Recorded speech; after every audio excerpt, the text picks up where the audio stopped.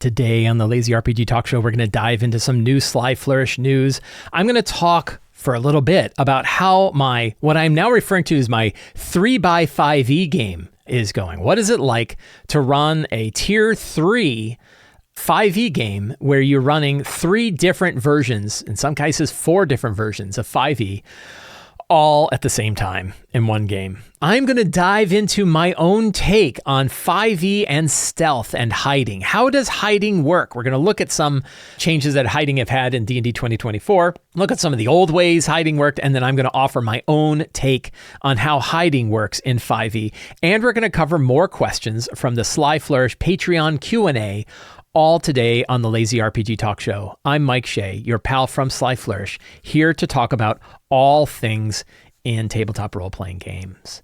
So some of the latest stuff that's been happening with Sly Flourish. Last week, I did a video called Breaking and Preventing the Boredom Spiral. You can find that on slyflourish.com. Right here. I also did the Readings and Reflections for this article. Readings and Reflections is a podcast available to Hero Tier subscribers of the Sly Flourish Patreon, where I read the article to you so you can enjoy it in the car or while mowing your lawn or cleaning out your refrigerator or whatever it is you happen to be doing. And also dive into the topic a little more. It's about 3 minutes for me to read the article and about 7 minutes of me pontificating where the article came from, some other thoughts that I've had while reading it, the other thoughts I've had while I was writing it, all kinds of stuff. So it's sort of the behind the scenes of an article is the Readings and Reflections. And last week's was Break and Prevent the Boredom Spiral. Next week's article, which is available both on the web, will be available both on the website and as a newsletter, is the 2-word cure-all for overpowered characters. What is a simple way that you can manage overpowered characters? 2 words that do it. I'm not going to spoil it and tell you what the 2 words are. If you want to find out what the 2 words are, subscribe to the Sly Flourish newsletter. And then on Tuesday, you'll get an email and it'll tell you what those 2 words are. City of Arches is moving along. So the books, as I mentioned before, so we are about 90%, 95%. That's probably about 90, but we'll say 90%. We're about 90% completely fulfilled on City of Arches. There's really 2 things that we're currently waiting for. The first thing is shipping the physical book to people outside of North America.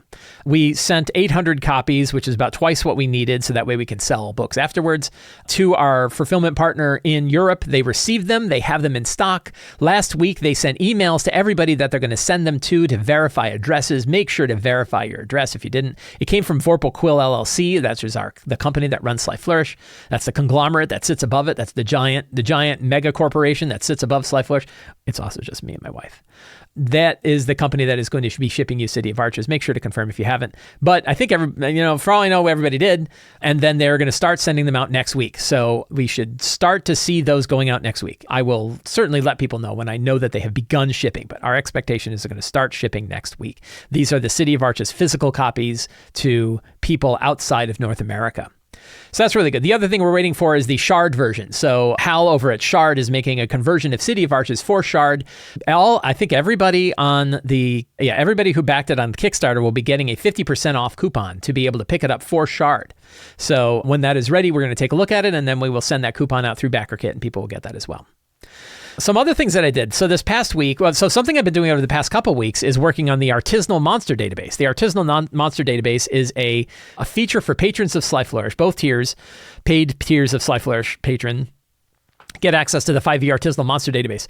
The Monster Database previously included Level Up Advanced 5e, Tome Beast 1, 2, and 3, Creature Codex, and Kobold Press's Black Flag, which is the monsters that are behind the Monster Vault, most of the monsters. It is a very fast HTML and JavaScript-based application, web-based application, where you can search for things like Shadow Drake, or what's a Drake? Right? You look at all the drakes. Who are all the different drakes? And there's lots of different drakes that exist inside Tome Beasts and Creature Codex and stuff like that. It actually looks like there's so many. We can set this to 100 and get all the drakes, vine drakes, liminal drakes. We were just talking about it's a CR14. Whoa, look at that guy. And the results of the monster database are available, as you can see, both in HTML, but also you can click and get a markdown version of it. So you can copy and paste this directly into like your Obsidian notebook or your Notion notebook or whatever in a nicely formatted version. All very quick because it's all HTML and markdown files. There's no server-based calculations going on. It's a static site, which also means the entire site is downloadable with a single click. I will demonstrate. So you just download the database, you go bang, it downloads it. It's 10 megabytes, 10 megabyte zip file. I will open it here, open it, bang, and then I'll drag the index file into here. Whoops, allow. And yeah, looks exactly the same, right? This is now my local copy of this. So I can do Balor, and I can say, here is my Black Flag version of the Balor. And this is all local. So you don't have to trust that I keep the database up. You can download your own copy. It's got almost 3,000 monsters in it. So a couple things that have changed recently. One, as I added the D&D 2024 5.2 SRD monsters in here. So now when you go to Balor, there is a 5.2 SRD 2025 monster manual version. And this is, and you can tell it's formatted slightly differently in how it does stats, scores, and mods. This is the Balor from D&D 2024 / the 5.2 SRD, all of which are available under Creative Commons license, which meant I was free to put them into the monster database. So they are all sitting in here in the monster database, all the new stuff that they've got, everything is there. If you want to find just the stuff from that, you can put 5.2 SRD in your search, and then you can do like Lich, and you get the new Lich. Opens up in a new window, so that way you can keep your thing. You could say, what else do we want? Cult. The Cultist Fanatic, right? Here's the Cultist Fanatic for 5.2 SRD. So we did that. The neat thing is, thanks to some folks, Mash over on our Discord server pointed out some other issues that we had with Black Flag. So now we will look at the Cultist Fanatic for Black Flag, for example. This is the Black Flag version. And there's a couple ways that Black Flag does things differently than other versions of 5e. They have static perception scores and static stealth scores. So Mash pointed it out, and thanks to Scipio for going through all of the monsters in Black Flag and figuring out what their stealth scores were, because it meant that I could then add the stealth scores into this, which unfortunately is not yet available in Open 5e, but is available here. So an example, if we go back, we can go to Assassin. And if you go to Black Flag Assassin, the Black Flag Assassin has a static stealth score of 19. This is interesting because the Black Flag monsters have static stealth. So you don't roll a stealth check for a monster. You instead have the characters using either their passive perceptions or native perception score to beat the stealth of a monster. If they want to beat an assassin, they have to beat a 19 in order to discover it. So that's pretty interesting. Anyway, so we fixed all of this. It took a few runs to kind of get everything going, and now have a really nice build process for it. And all of that is available. So that's the 5e monster database, now up to date. If you look at the bottom, 2,819 monsters. So more than 2,800 monsters in here from how many different sources? 1, 2, 3, 4, 5, 6, 7 different monster sources, a mixture of Kobold Press, Level Up Advanced 5e, and D&D 2024. So very cool tool. I love it a lot. I use it a lot, and I'm very happy to offer it. And I'm very happy to offer a downloadable version that you can just download and keep yourself so you never have to worry about losing it again.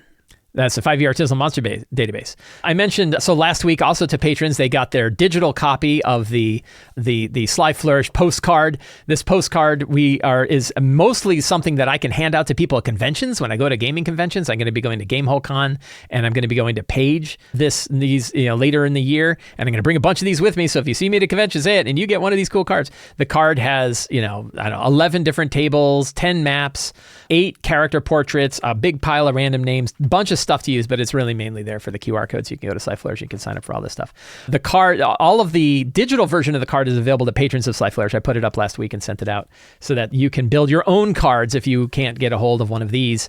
My hope is to start including them with books when we start to sell books. We did send a bunch of them to our distributor in North America. I don't think we're going to be able to do it overseas, but for North American purchases, we're going to start throwing them with our books, but we're not doing it so yet. So don't quite look it up. Don't quite be looking out for them. So what else? Last week, I did my show about Chessex mats, which was really fun to do. I got lots of good feedback, lots of really fun things. And one of my favorite pieces of feedback were the people that talked about their own rituals for cleaning off their Chessex mats. One of the things I mentioned in my review, both kind of a positive and a negative, is the fact that lots of people have lots of different strange alchemical rituals that they do. Everything from weird mixtures of different cleaning substances to get all of the stuff off of them, to showering with it. But my favorite comment, I think, was the one who said that this was a comment that I got on YouTube that I really enjoyed. And for you, fine friend who put this comment up, thank you for the comment because it cracked me up, which said, people love coming up with rituals for their mats, but the truth is that none of them are necessary.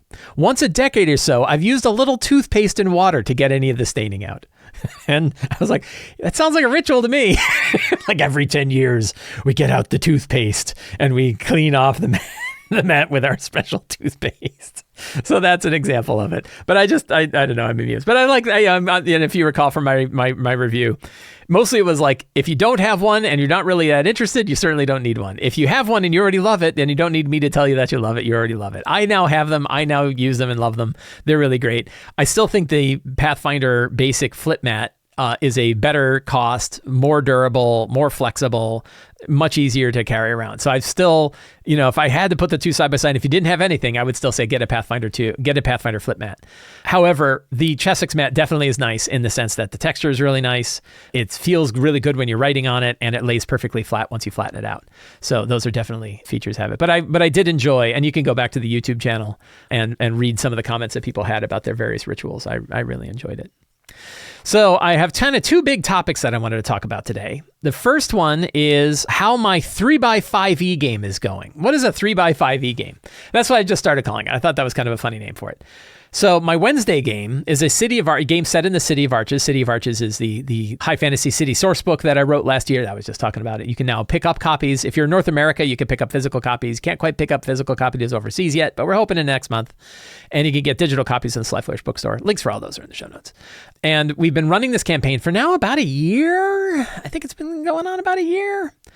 And I started off by saying like D&D 2024 wasn't out yet. I don't know that Tales of the Valiant was the physical versions of Tales of the Valiant. I don't think were out yet.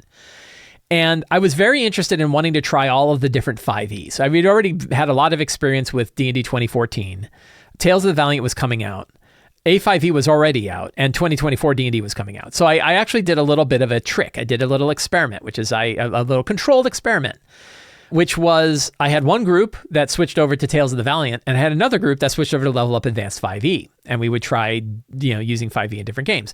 My friends that play with me are very open to my nonsense. So they were like, sure, we'll give it a shot. And we did. So we started off with Level Up Advanced 5e for this game. But I did have some players who were like, I feel like the extra overhead of A5e just isn't worth the juice isn't worth the squeeze. The extra overhead is not worth the effort. And I wanted to make sure that they were having a good time.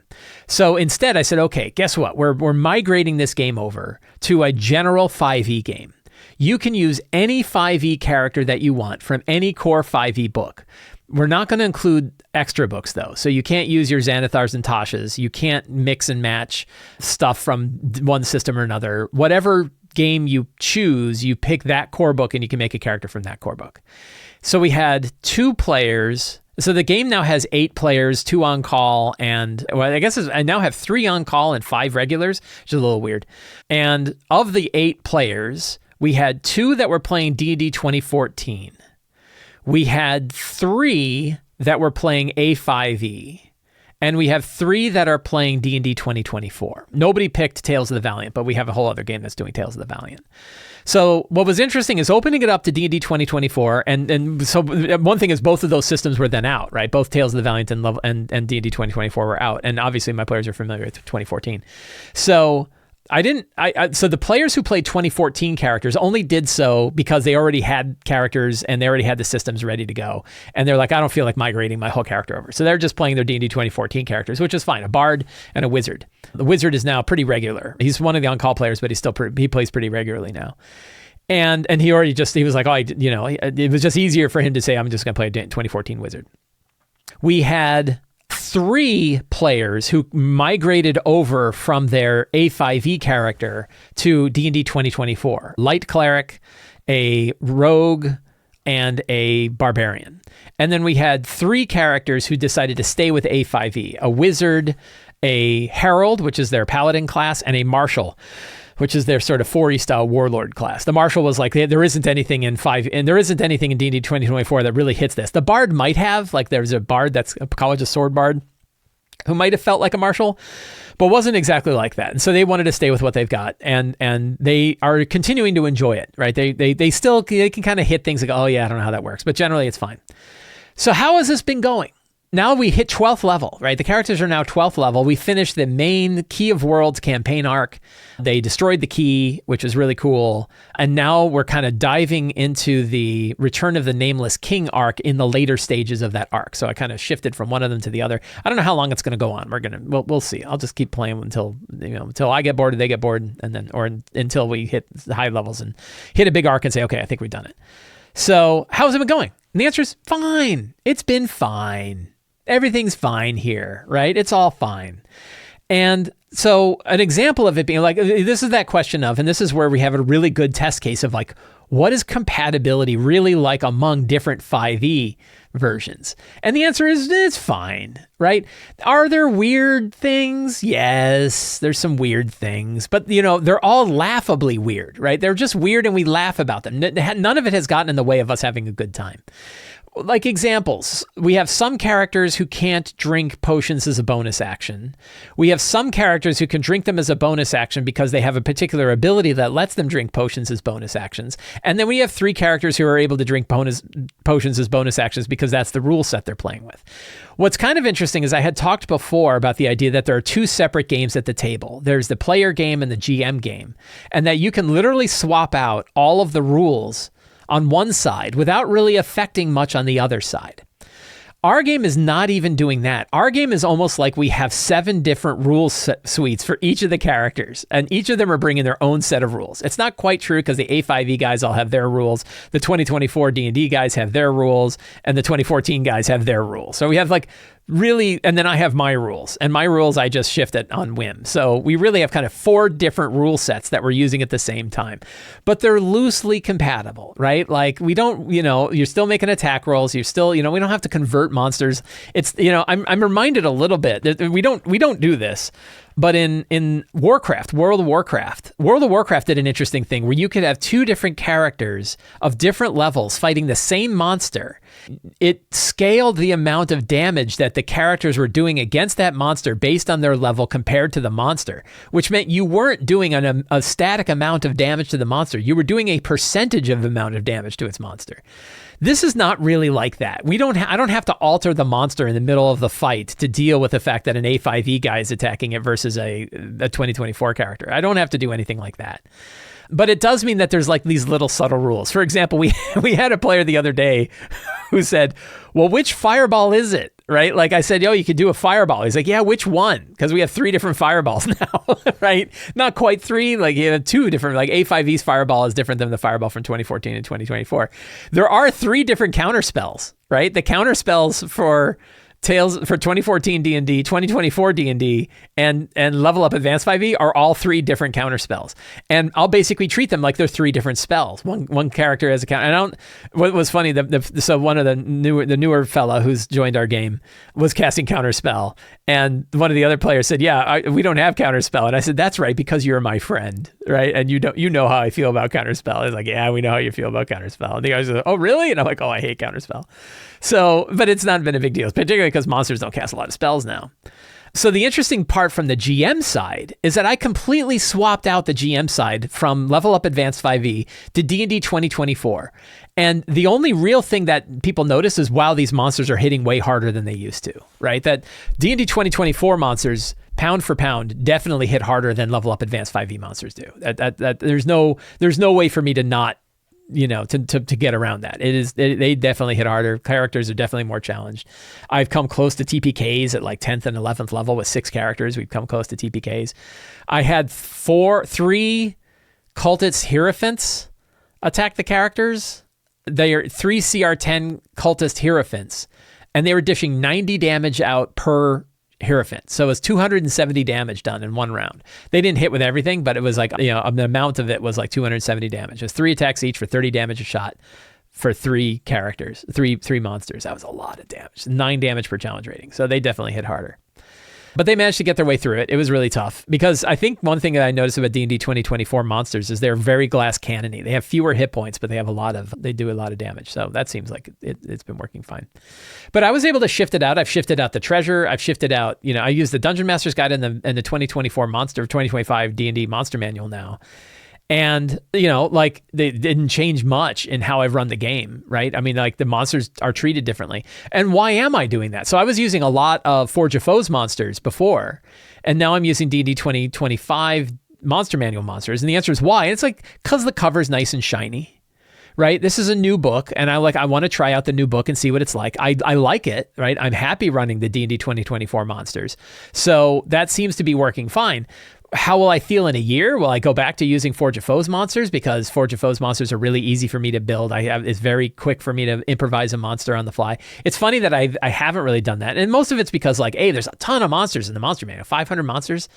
So I usually can find something, and it's got the new shiny, right? It's a new shiny book, and I want to try the new shiny book. So, but the nice thing is it's totally easy for me to swap that in and out, and no one even really knows. If I switch back to Forge of Foes monsters, they probably wouldn't know. They're not paying that much attention to what book I'm holding on the other side of the screen.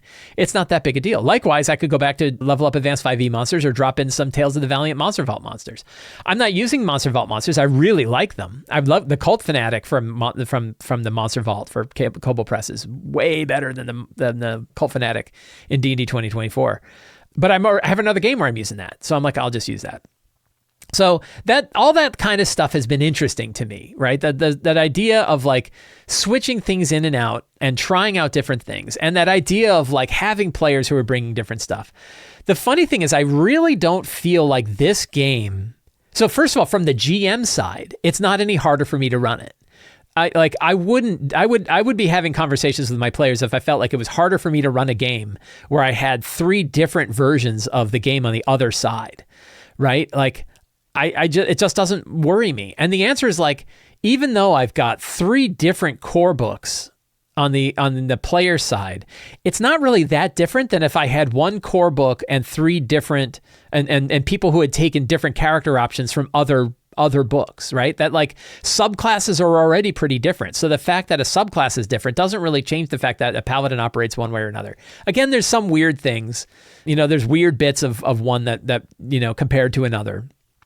But generally speaking, it's not that far from some of the strange subclass combinations that you would see even within one system, even within one book, right? It's not that much different. If this barbarian is acting this certain way, there's some core class abilities that are different. Again, the marshal, there's nothing like the marshal who's letting other characters make entire other extra actions.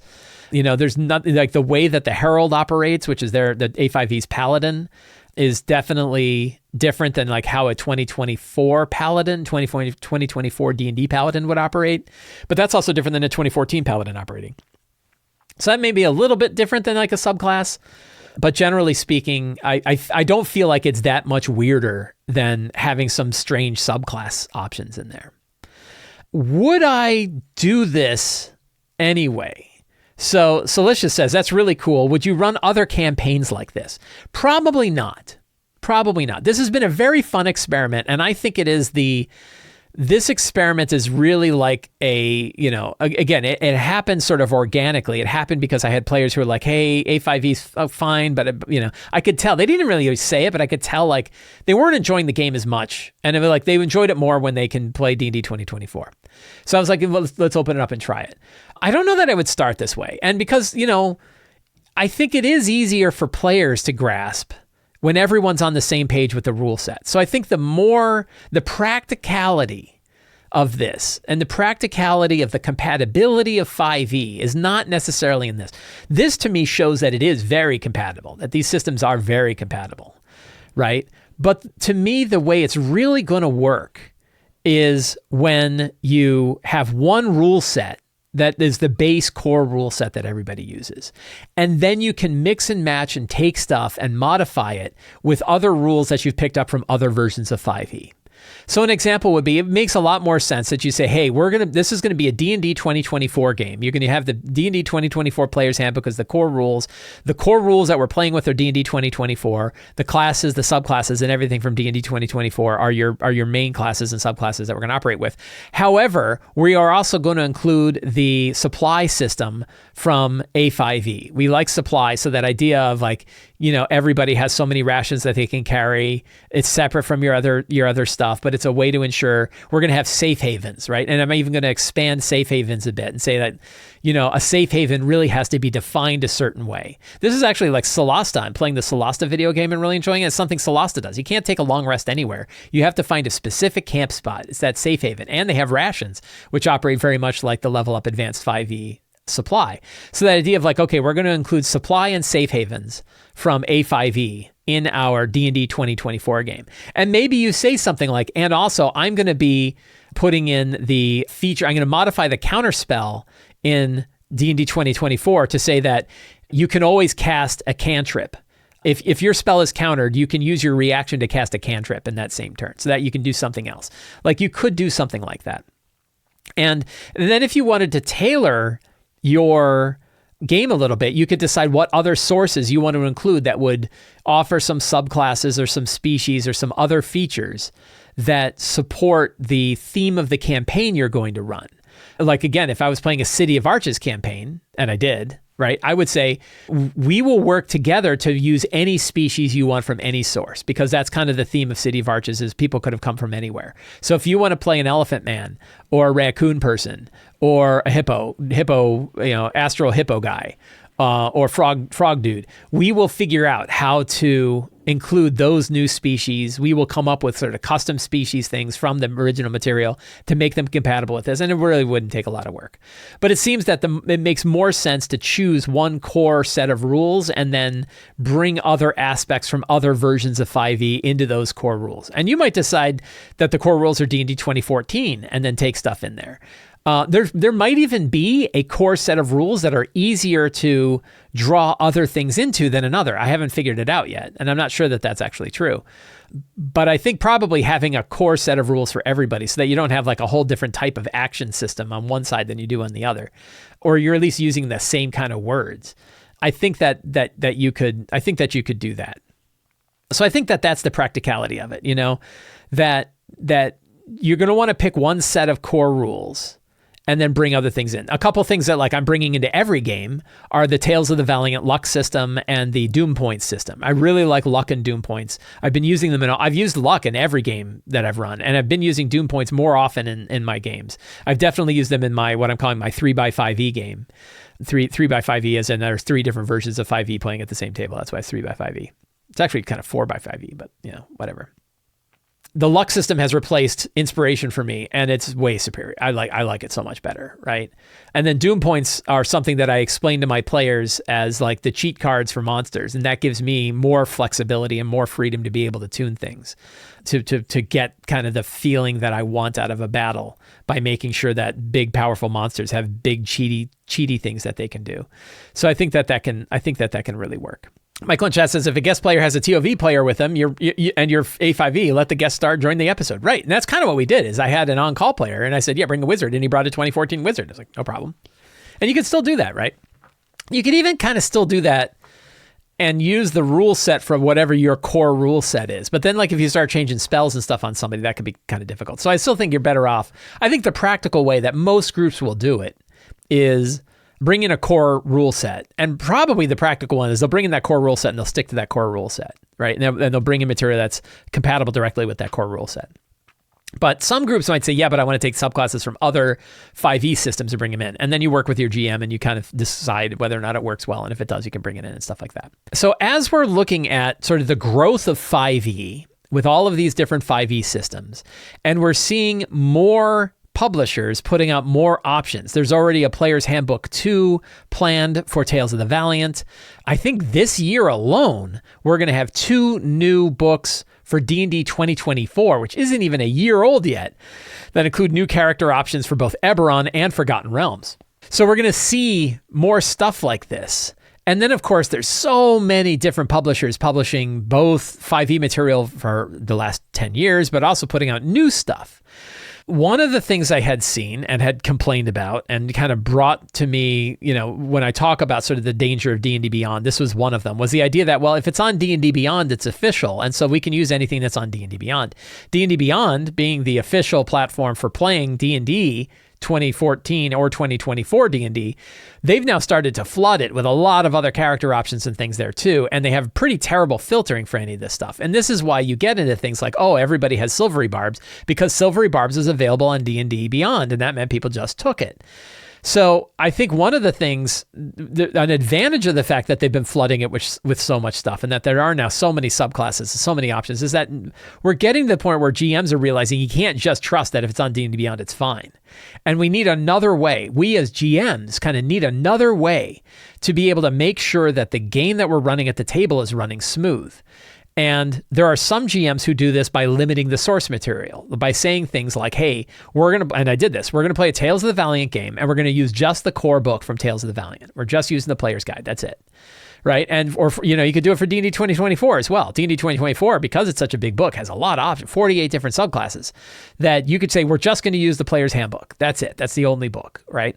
And then you might say later on, if we're using Forgotten Realms, we're going to use the core handbook and we're going to use the Forgotten Realms book, but nothing else. That's kind of known as like the core plus one. And it was sort of an idea that sort of came from Adventurers League in the early days of 5e and then got tossed out, which was essentially you can build a character from the main book and one other book, but nothing else. The problem is that we're going to have so many different books, it's going to come to us to decide which specific sources we're going to allow. And I think there's an advantage in it in that you can choose the sources that really give you a thematic feel for the campaign by saying something like, we're going to be playing in a dark horror themed setting. So we're going to say you can use the 2024 Player's Handbook and the options that are available in Van Richten's Guide to Ravenloft, and we will convert them over to D&D 2024. And those are the two books that you get. No Xanathars, no Tashas, nothing else, right? Those are the ones that you get.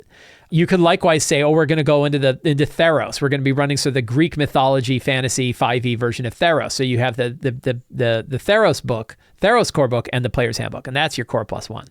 That's a good way to do it. There are some GMs though that want it to be more open-ended and say, hey, you can play with, come to me if you've got certain things that you want to try out. Bring them to the table. And that's where I think it's up to the GM and the player to really look at the stuff that's being brought. Most likely it's like weird species or weird subclasses. I don't think you're going to see a lot of stuff outside of subclasses and species that players are going to bring to the table that they want to do. And subclasses are usually like one page. So you can review it and look at what the options are. Say, ooh, that looks like it's going to be a problem. I'm not sure about that one, or that will be fine. But I think this is an area where we GMs really need to kind of get control over our game and work with our players to recognize that the game we're playing at our table is our own game, not a game that's been dictated by anybody else. And that's where I come to this idea of like a session zero disclaimer, right? And the disclaimer, there's two parts to the disclaimer that both need special consideration.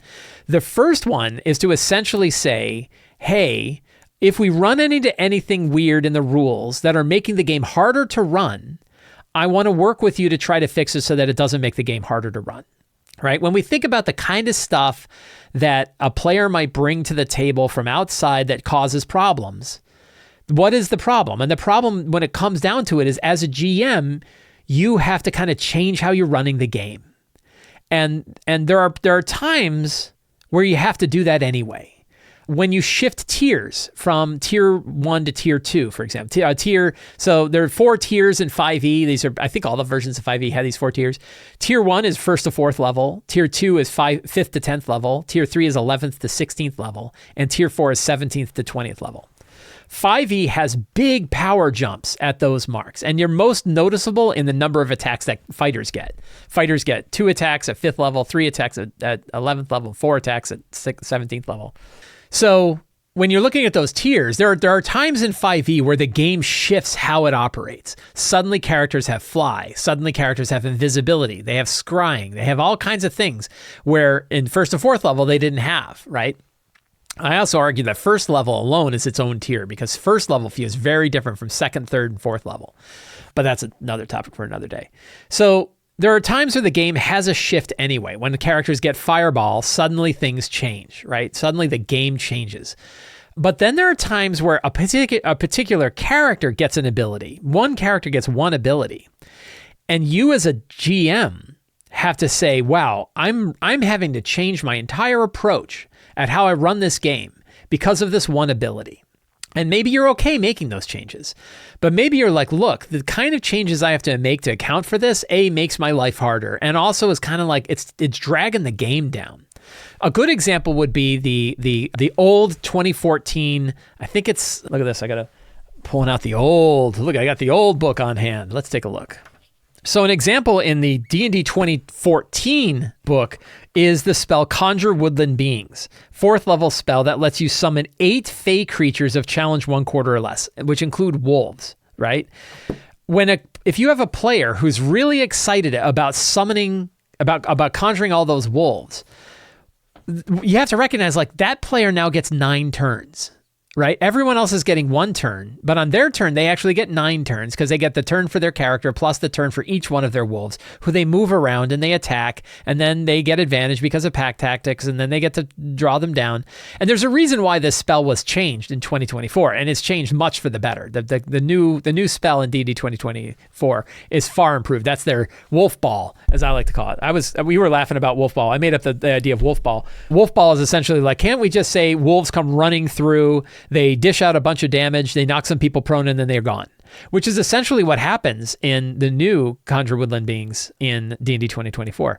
That is a version of a spell where you really want to sit with the player and say, hey, that's a drag. Like you having 9 turns, it's going to take too long. How about instead we do something else, right? And you come up with something. This is that idea of like negotiating with the player to try to decide how to change something. If you're finding that a new ability is really changing how you're running the game, or it's changing the pace of the game for the negative, it might be better if you have a conversation with the player, either to say, hey, can you not do that? Or can you do something else? Or can we come up with another reasonable alternative that still makes it fun, but doesn't drag the game down? So another example is Twilight Sanctuary, right? Twilight Sanctuary is the cleric ability from Tasha's. It's the reason that I don't even allow, it's easier for me to just say you don't get Twilight clerics, because it's like I'm allowed to ban entire subclasses, right? It's not like there's 1,000 subclasses out there. I'm not allowing 990 of them. So why would this one be different? Well, it's different because it's wizards, and it's different because it's D&D Beyond. It's different because it's Natasha's, and it's different because everybody knows about and loves it. Not everybody knows about and loves it. But that one is a drag, right? So Twilight Sanctuary is this thing where on every character's turn, everybody gets a chance to get new big pile of temporary hit points. And it causes 2 problems. It caused 2 problems for me. Maybe you're using it and it's fine. Maybe you're a player and your GM is fine with it. Maybe you're a GM and you've seen it and you're totally cool with it. If that's the case, then it's not your problem. You don't have to worry about it. I have to worry about it because it is my problem. And in my case, it had 2 problems. One is it meant that the damage mitigation for the whole group went up by a bunch. It was essentially like subtracting 10 damage from every monster for the whole game, right? It meant that they were able to mitigate so much damage with that it really meant I was going to have to beef up a lot of the damage in order to just account for it. So now I'm changing the game just because of that spell. Or that ability. The second thing is it added another turn to everybody's turn. It meant that at the beginning of everybody's turn, they had this negotiation of don't forget your temporary hit points, rolling a die and adding the temps to their sheet. And it did it for everybody, and it slowed down everything. And at the time, I had a conversation with the player who had it, and we came up with a good agreement about what if it's just a bigger pile of temporary hit points that hits everybody at once. And we like that one, right? Bang, you fire it off and boom, a bunch of temporary hit points, everybody. It's done, one and done. It still mitigates a lot of damage, but it doesn't do it every round. It was a much faster thing. So that was an example of like here's how we can have a negotiation and come up with something that the player said, yeah, that makes more sense, and doesn't negatively affect the game. So I think we need to have this disclaimer. And I said that the disclaimer was in 2 parts. Part 1 is during your session 0, before they've even started playing the game, and before they've started building characters, you have the statement that, look, we may run into something with this campaign, with these characters, these campaigns, and these rules that just make the game harder to run. If we run into that, I would like to work with you to try to find an alternative approach that doesn't drag the game down, right? And if you know some already, you might bring them up. An example would be one of my favorite spells to bash, Shield. I really don't like the spell shield. It bothers me. And again, it bothers me for kind of the same reasons that Twilight Sanctuary bothered me. One, it's an interrupt to the game. You're in the flow, you roll the flow, and then they're like, oh, I'm going to cast shield. It's not that much of an interrupt to cast shield, but it is a bit, because I think you're supposed to cast shield even before. I don't know that you're allowed to know whether or not it was a hit or not. I'm not sure if that's true. Let me look it up. Shield. It is faster for me to look things up in a book than it is to look things up online. Just to keep in the know. See, I've got it. Reaction when you take when you are hit by an attack roll or targeted by the magic missile spell. So if you've been hit by an attack roll, and then you get to drop this on there. So you would probably know, I just looked up shield, and you would know whether or not the hit occurred or not. So that's not quite as bad of an interrupt as, say, counterspell, which there's this whole negotiation back and forth on counterspell. Should you know the spell that's being cast before you have to counter it, right? But it does interrupt the game, right? Reactions, by their definition, kind of interrupt the flow of the game. That's one problem. It adds this other now we got to renegotiate. The other one is it's really powerful. Shield is really, really powerful. And it means that if you have a lot of characters, shield is so powerful that I've known several players that have built their character around getting shield some other way other than just being a wizard, right? That they found subclasses, they found multi-class opportunities, they found feats that they could take that would give them access to shield, and that is by far the first spell that they take. It's also, for example, if you've got a ring of spell storing. I have one player who's got a ring of spell storing. He just fills it up with 3 shields, right? That's all he wants is shields.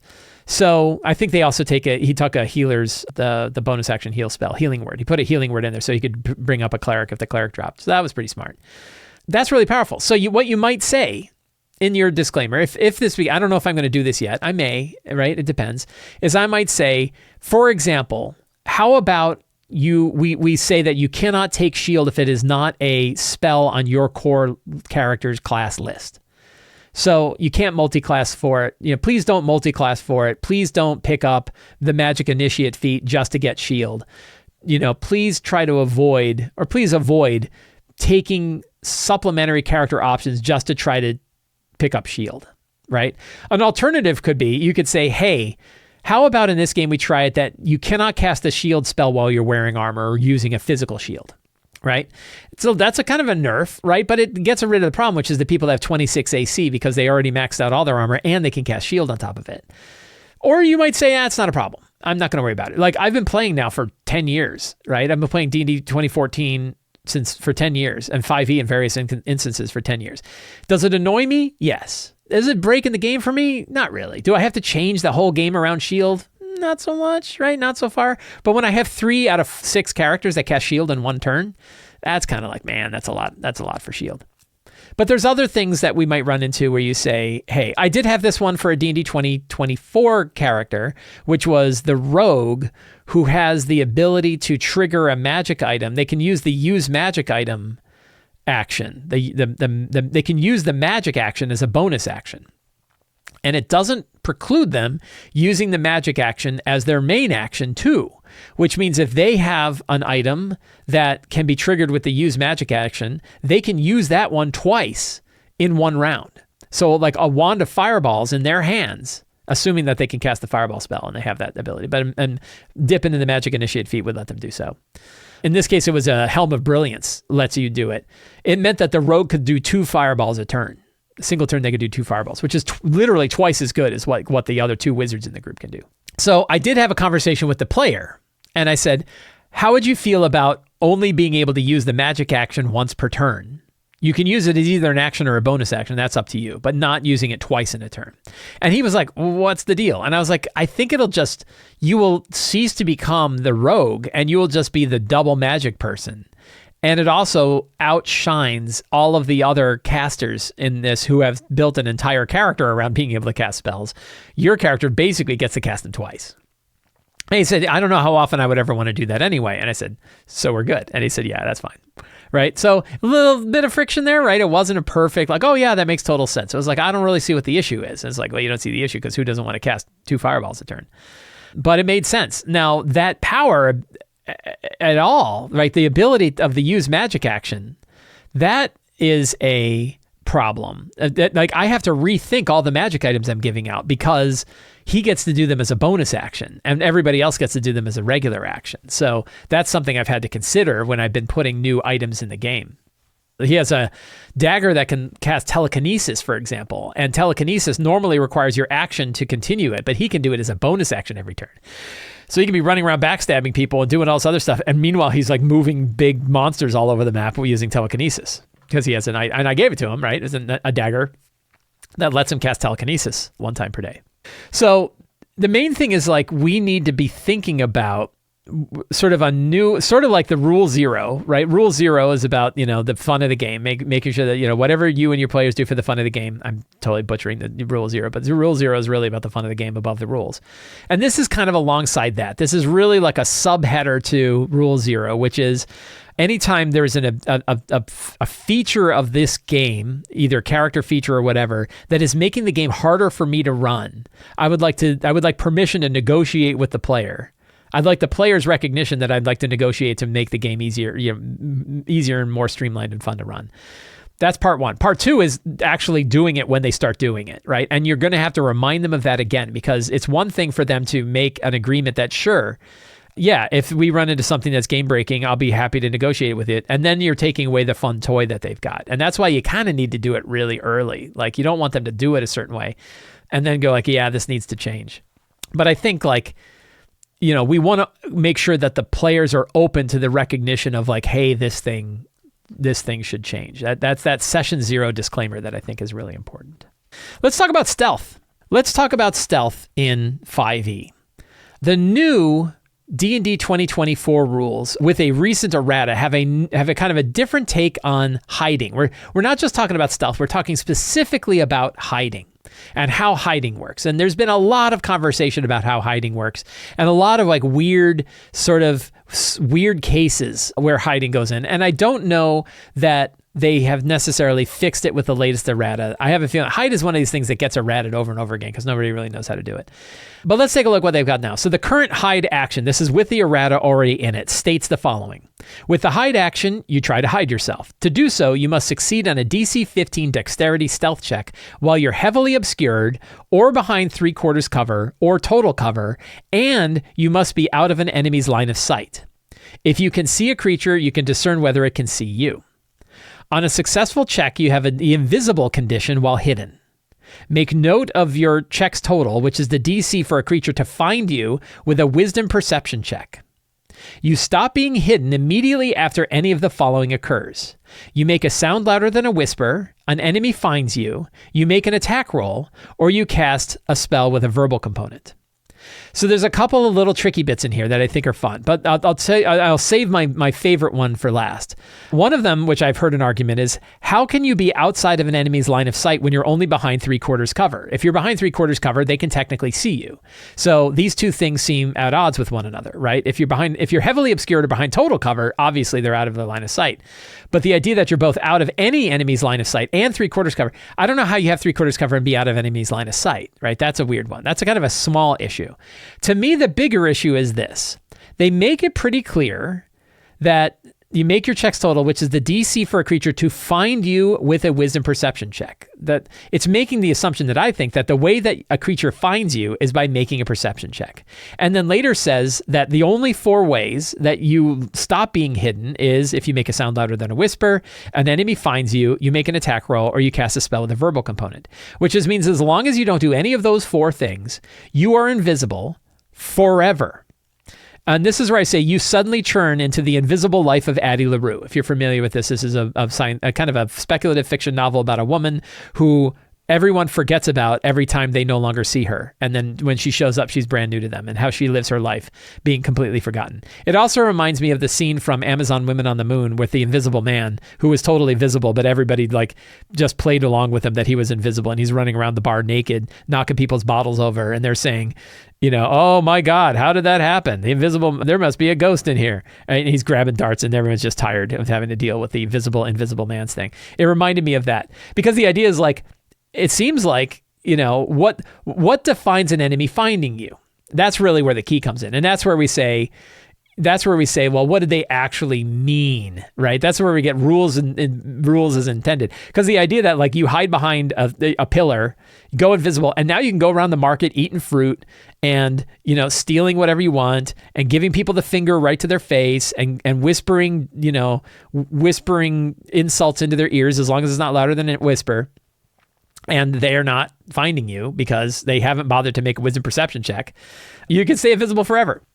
So I don't know that that's really, so obviously the intention probably, and this is where I say like, I want to add a couple things to this. I want to have some things, and this is kind of how I want to treat hide in all of my games. Although the idea that you need to make a base DC 15 check to be hidden at all is also weird, because that means if you're in the woods by yourself and there's not a living creature for 2 miles, you could still fail a stealth check. I don't know how that happens, right? No one is there. How did you fail? Right? What does failure of a stealth check look like when no one is there to observe it? It's a very strange thing. So the idea that they put a base DC 15 check on it is strange, because also they say later that you match it up against their wisdom perception check, which could be passive perception. Well, that means that no passive perception or perception check lower than a 15 is useful at all, because the 15 is the lowest you can have and be hidden. So why even have passive perceptions below 15? Why even have passive perceptions? Why not just make it the DC 15 is the straight thing, right? That's really weird. So that, you know, why they added that check is a strange, it's like they added it for no reason. And the old ones didn't have it. The old ones was you rolled a stealth check and that was the DC for creatures to find you. It made more sense to me, right? So I'm adding a couple things to this. The one main thing that I'm adding, I guess I'm only adding really one thing. If you end your turn outside of 3/4 cover or total cover or within the line of sight of an enemy, you are no longer hidden, right? So now we're making a statement. We're kind of adding this to another version of being hidden, which is the minute you're no longer behind cover and you end your turn that way, you're visible, right? That you've now lost your hide, which means that yes, you could hide and then run from one pillar to the next and stay hidden, as long as you didn't do those other things, right? Again, it's still, if you make an attack roll, you make a loud sound, or you roll a spell, that could still all matter, right? But the main thing is that you can stay hidden. And there's a reason why I want to put this idea that you stop being hidden at the end of your turn. If you're outside, you know, let's say I said, you stop being hidden if you end your turn outside of 3/4 cover or total cover or within the line of sight of an enemy. Right. So it's basically saying like you have to maintain the conditions of the hide in order to maintain the hide. I think that makes sense. I think that's how it should be. But why specifically am I offering this? There's one little tricky bit with how this works. And I've seen this still offers a big interpretation to GMs, which is what happens when a rogue peers around the 3/4 cover to fire a bow. Are they now visible and immediately lose the hide condition? Do they lose it the second they try to fire the bow, even before they fired it? I've heard some GMs say that, yes, you should not be able to just peer around and fire a bow, right? My point is, I think the intention is clearly that the rogue should be able to get off a sneak attack that way, get off an attack that way, or else he wouldn't have bothered to make it a bonus action as part of cunning action. So it feels like rogues are intended to be able to sneak around and hide during combat and get a shot off or throw a dagger or do something before they are visible again. So that's one part that I have. But then I'm even willing to go further by saying that as long you will remain hidden, at least until the end of your turn, even if you break cover, right? And the reason for this is I want rogues to be able to run up and stab a guy. Right? That I want a rogue to be able to hide and then run up and stab somebody. Now I have one little caveat to this though. And people say, like, that's a huge buff for rogues. If you say that a rogue can stay hidden even if they break out a cover and even if they might be within line of sight, but not until the end of their turn, that's a big buff. I actually say it's a nerf. It's a secret nerf. And the secret nerf is I want the rogue to run up to things and put themselves in danger. A rogue who runs up and stabs a big guy is now next to the big guy, no longer hidden. And that means that guy can then attack them. Otherwise, all of your rogues are going to turn into snipers. And I don't think you want all of your rogues to turn into snipers. I think you want rogues moving around stabbing things with daggers, right? I think that to me is the definition of a rogue, is rogues run up and stab things with daggers. So The one consideration I would put in place is if there's a guard who's an alert guard who's standing by a doorway with a well-lit room with some big pillars in it, and the rogue is like, okay, I'm going to hide behind one of the pillars, and they hide, and then they run right up to the guard who's staring right at them and stabs him in the face. I think that obviously shouldn't be the way it works. And that's where I add 2 new conditions, right? Are you prepared to do the 2 new conditions? The 2 new conditions are alert or distracted. An alert guard will notice you immediately if you break that cover and line of sight. If they are alert and you are now within their line of sight, they will see you. And i.e., the guard who is standing by the doorway, arms crossed, looking around, the fact that you broke cover from the pillar, they are going to see you running up, right? Distracted, however, means they're not going to see you come up. And distracted means someone else is attacking them, or they're playing a game of dice, or something else, or reading a magazine. They're distracted, which means if you did hide, you have all of these other conditions where you can run up to them and stab them in the face. You probably reach around and stab them in the face from behind, or you just stab them in the back. I don't know. I'm not going to get at it. You have to ask Christopher Lee exactly how to stab a dude. He apparently knows exactly how to, or knew how to stab a dude. So, according to the director's commentary of Lord of the Rings. So those are a couple of like rules as intended sort of things that I'm adding on to how hiding works. Because I have kind of clear areas where I think it should work and clear areas where I think it shouldn't work. The other aspect of this matters when you have spells like Pass Without Trace. Pass Without Trace is a very powerful and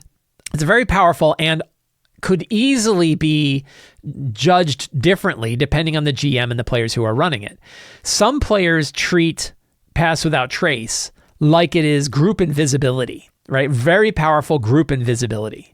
Other groups make it basically useless. Like I had a player who was like, oh, I could take Pass Without Trace. Should I? Like every time I take it, it's either totally broken or totally useless, right? Depending. And I said, well, let's try to find a way where it's neither of those things. Like how do we find it so that it is not either totally broken or totally useless? And and the very common argument that I make for it is it works really well outside. It doesn't work so well inside. You know, that's the easy way to think of it. That Pass Without Trace when you're running around in the forest works really well. Pass Without Trace when you're trying to go through a dungeon filled with goblins is not going to work very well. And it's because of this stuff that even if you roll a 37 on your stealth check because you have plus 10 and all these other bonuses and stuff like that, even if you're casting Pass Without Trace and you have like a 37, if you're in their line of sight, they're still going to see you. It doesn't matter.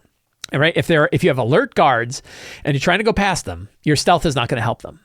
Right? Your stealth, it doesn't matter what the stealth score is. It's not group invisibility. So even though you have this really good group invisibility check or group stealth check, it's not going, if you're walking in their line of sight, they're still going to see you. Like that's the main thing that I want to add. And that's why I think having a distracted or an alert tag that you can apply to monsters, and you would tell players like in this thing of like, you can discern whether it can see you.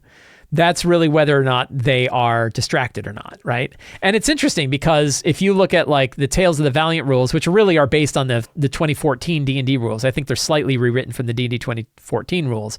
They sort of have this idea in there of how things can get it. The GM might allow you to stay hidden as long as you approach a distracted creature, granting you advantage on the stealth check. So this was in the 2014 rules. But it's not in the 2024 rules. And so then we get this confusion about whether or not you can do it or not, right? So I think like the intention is still there. And I still feel pretty good about how that part of it works out. So that's really when I'm thinking about how hide works. And again, this is kind of like I could put this in any of my games, any of the 5e games. The main question is, how long can you stay hidden? What are the conditions you don't? And the main thing that I'm adding, which I would add to pretty much any of them, is there are people who are alert and there are people who are distracted. You can you can maintain your stealth and maintain being hidden from distracted people. Unless you break those 4 things, right? Make an attack roll, you make a sound louder than a whisper, you cast a spell with a semantic component, or they specifically find you. So the idea that you have either distracted targets that you can stay hidden from, or alert targets who are going to see you right away. And then, then you could talk to your players, right? Talk to the players playing stealth and explain to them how it works. Explain how Pass Without Trace will work. And I think it's good to say, like, if you cast Pass Without Trace, and you're in the woods, right, you're going to be, it's going to be easier for you to remain hidden from the people that are trying to find you. But if you're going through, you're not going to be able to like infiltrate a keep that way because, there's a lot of alert guards that are going to see you the minute you break cover, and there's not a way to maintain cover for that long. So I think it's, that's kind of how I see hide and how hiding works. I am curious to see how you think hide works. If you have any ways, I'm always interested in like simplifying it. How do we simplify it so that it makes clear sense, gives players agency over the situation, but doesn't give them some kind of blanket invisibility that they have to do all the time. So I'm very curious about how you do it as well. Let's do a couple of Patreon questions. Every quarter on the Patreon Q&A, I put up a new Patreon Q&A thread. Every month, patrons of Sly Flourish are able to ask questions related to tabletop role-playing games. And some of those questions I bring here to the show. I answer all the questions every Friday. And then some of those questions I bring here to the show so that we can dive in and talk about them.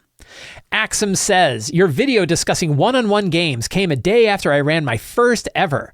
It went so well that I'm considering what I'm doing wrong in my normal games.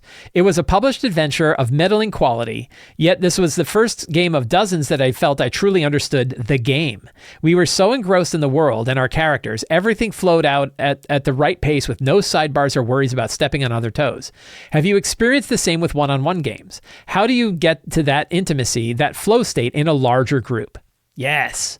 This is something that's unique for playing a one-on-one game or like a one-on-one 5e game, which is the connection between the character and the story is like so strong because there's one main character. They get to drive everything that's going on in the story more so than you ever get with like 4 or 5 players. And the reality is you cannot get to that same flow state with a larger group because you just can't have a situation where the whole game is focused around one character, but you can in a one-on-one game. And that's why when I played one-on-one games, so during COVID, I played one-on-one games with my wife, Michelle, and it was awesome. And it taught me so much because it was like, this isn't a lesser way to play. It's not like, oh, this is the version of D&D that you play when you can't play with a group. It was like, wait a minute, this is a really fun way to play. That's still very much an RPG and really is a good time. And the one thing that I have general statements about it. One of them is, and you mentioned the word like intimacy. And I think that the intimacy is something that pushes people away from playing one-on-one games. They're afraid that it will be weird. I think that is getting back to like a very typical sort of toxic masculine idea of like, oh my God, if I play a one-on-one game, someone's going to think I'm gay. Get over that. A, there's nothing wrong with being gay. B, wow, that's, this is definitely like a Gen X thing, right? That like, I think about the amount of energy when I was like 12 to 15 years old, or even like, I didn't really worry about it in college, but basically all through high school, the amount of energy I spent worrying about whether or not someone I thought was gay was so much, and it was so useless, right? It was such a burned out amount of energy.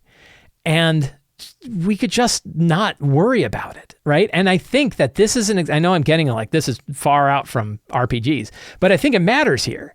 Because that question of like, why can't you just get together with a friend and play one-on-one D&D? And people are like, I don't know, it's weird. It feels really weird and intimate. It's like, you're having a conversation with somebody. How weird is that? You're playing games and rolling dice. Would you, if you were playing poker, would you feel like that? Oh no, poker's... And I have a feeling it's really coming down to like a sort of an idea of toxic masculinity. And it's not to say that that feeling doesn't exist in you. It's to really question it and to try to break past it and say, you know what? It doesn't matter. Of course, it'll be fun. So playing one-on-one D&D is really awesome. And, I think we need to get past the being worried about being in an intimate experience, because it's not. It's just D&D. It's not any more intimate than playing D&D with 5 people. Guess what? You play with 6 people. It's not an orgy, right? You're just playing D&D. I don't know. Maybe your version of D&D is different than mine, but it's just D&D, and it's not that different than everything else. So yeah, but the reality is you cannot get to that same level of direct connectedness with a group of 5 people. Now, the group of 5 people has an advantage too, which is there's something about having all of those people working with each other that you don't get with a one-on-one game, right? That there's certain people are riffing off one another, and people are doing like the yes and yes and with one another. You don't get it the same way. And so there's definitely trade-offs between one-on-one games and group games. But I really feel like both games are very valid. Both games have a lot to offer. There's so many other advantages to a one-on-one game. So you talked about focus, right? And that idea of being able to focus and getting into that flow state.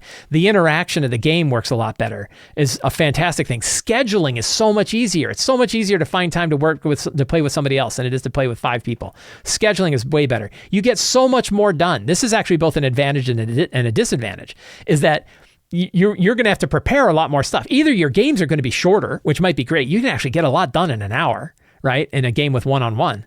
So you can schedule a shorter game. That makes it even better. And you're going to get through a lot of material faster because there's not, battles are much shorter. Interaction with the characters is a lot less. It works really well. I'm going to end by talking about my favorite model for a one-on-one game. This is a fantastic approach, I think, for running a one-on-one game. So this, I call this the Sherlock, Holmes, and Watson model for one-on-one games. And the idea here is that you have one character who's Sherlock Holmes, and then you have an NPC that the player runs the mechanics for, but you as the GM run the role-playing for, who's your Watson character. You get the advantage that you have 2 characters on the player side, so there's definitely more focus on that. So you have your Sherlock Holmes character, who is the main character for the campaign. This is the main character that the player is playing. Then you have a sidekick character, generally mechanically a little bit simpler, one that complements, from a mechanics standpoint, complements the main character that the player runs. So they're running 2 characters, right? But you, the GM, role plays that character. And now you have this continual vehicle of feedback and role playing and new information and things that are going on. That's a really, really good approach. That was the approach that I took with my friend Enrique Bertrand when we ran a one-on-one. We have video footage. We have it's my only streaming game that you can find online, is me playing one-on-one with Enrique Bertrand when we were playing through Dragon of Icespire Peak one-on-one. Really, really fun. And the other aspect of the Sherlock Holmes and Watson is that you can play in 3 phases. Phase 1, the Watson character says, hey, I've met with 3 clients and they have these 3 different jobs for you. Which of these do you think you're interested in taking? And you describe 3 jobs. The player says, I'm interested in that job. Phase 2, you meet with the person and you learn about the job, what you need to take, and you fill it all out. And then phase 3 is going on the adventure. The advantage is phase 1 and 2 can be done just as conversations. You can do them anywhere. You can do them over the phone. You can do them in email. You can meet and just, you can do it while on a walk, right? And you can do hey, here are 3 jobs, which one do you want to take? And let me tell you about the job. And you can even do the role playing, and maybe there's no dice rolling at all, right? Those 2 don't really have any mechanics to them. They're just conversations. And then the third part is the focus on actually doing the adventure. And I think that can really work. So if you want to learn more about the Sherlock Holmes and Watson model for one-on-one games, please, I will link to it down in the show notes. It's a fantastic way to play, and I really like it. Friends, I want to thank all of you for hanging out with me today while we talked about all things in tabletop role-playing games. I had a great time as always. If you enjoyed this show and you want to see more stuff like this, please consider subscribing to the Sly Flourish newsletter. You get a weekly RPG-related email sent directly to your inbox. You get a free adventure generator for signing up, and you get links to all of the other work that I do. It's a really good email, totally free. You can also subscribe to the Sly Flourish Patreon. You get all that stuff I was talking about earlier. You get access to all kinds of great stuff, tools, tips, tricks, things to help you run your games. And you can go to the Sly Flourish bookstore and pick up any of my books, including Return to the Lazy Dungeon Master, Lazy DM's Workbook, Lazy DM Companion, Forge of Foes, and more, all in the Sly Flourish bookstore. Links for all of that are in the show notes below. Thank you so much. Have a great day, and get out there and play an RPG.